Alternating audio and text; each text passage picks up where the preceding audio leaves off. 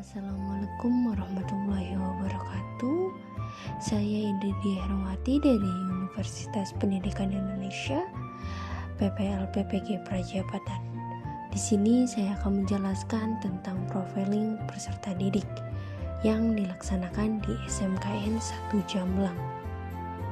Tujuan profiling peserta didik sendiri yaitu agar pendidik atau guru BK mengenal karakteristik peserta didik dan dalam pemberian layanan BK sendiri yaitu diberikan sesuai dengan kebutuhan serta kondisi peserta didik itu sendiri. Selanjutnya yaitu profiling peserta didik sendiri saya lakukan di SMKN 1 Jamblang, yaitu tepatnya di kelas 10 TSM 3. Untuk selanjutnya yaitu mengenai komponen yang perlu diperhatikan, yaitu ada 3: status sosial, budaya, dan etnis. Untuk etnis sendiri di kelas yang menjadi mitra terdapat 2 etnis yang berbeda, yaitu Jawa dan Sunda yang dapat menjadi perhatian pendidik itu sendiri. Yang kedua yaitu budaya. Meskipun hanya 2 etnis dominan yang akan di kelas, tetapi ada perbedaan budaya, ada istiadat maupun kepercayaan yang berbeda sendiri, baik itu dari budaya Jawa maupun budaya Sunda sendiri. Karena di Cirebon sendiri itu ada 2 etnis, baik itu Jawa maupun Sunda itu sendiri, karena terdapat di Jamblang sendiri itu merupakan perbatasan antara Cirebon maupun Majalengka itu sendiri.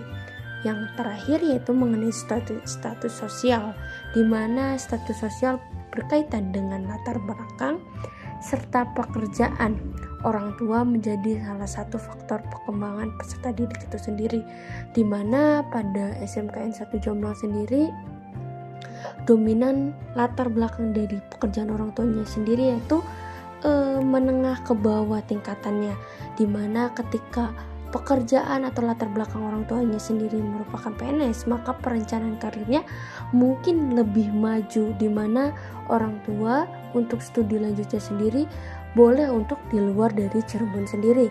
Tetapi kalau misalkan latar belakang dari orang tuanya sendiri merupakan buruh maupun pedagang, biasanya untuk studi lanjut atau kuliahnya itu sendiri hanya di dalam kota Cirebon itu sendiri, seperti universitas swasta yang ada di Cirebon, UMC maupun Uswagata itu sendiri.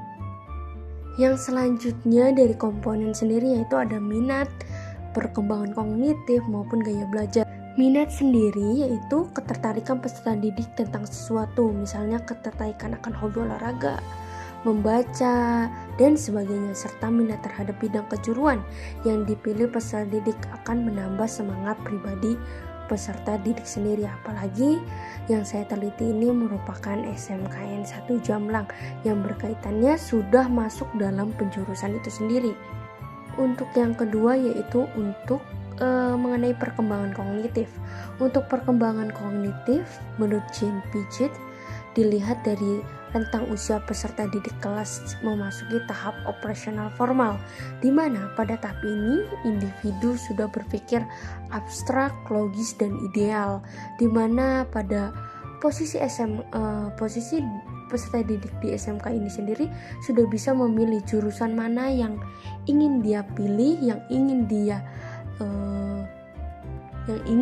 tempuh. Dan selanjutnya itu berkaitan tentang gaya belajar itu sendiri. Gaya belajar merupakan faktor terpenting dalam proses dan menentukan hasil akhir dari pembelajaran. Gaya belajar sendiri yaitu ada visual, auditotif, kinestetik, membaca maupun menulis.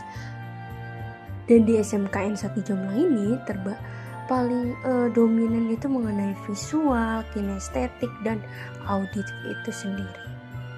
Dan yang terakhir berkaitan dengan motivasi, perkembangan sosial emosional maupun perkembangan motorik, di mana motivasinya muncul dalam maupun pengaruh dari luar peserta didik itu sendiri, di mana ketika di SMKN 1 Jamblang pemilihan jurusan itu terkadang terdapat motivasi mengenai jurusan sendiri itu baik dari motivasi dari luar yaitu orang tua maupun dari diri sendiri yaitu potensi yang dimiliki oleh peserta didik sendiri.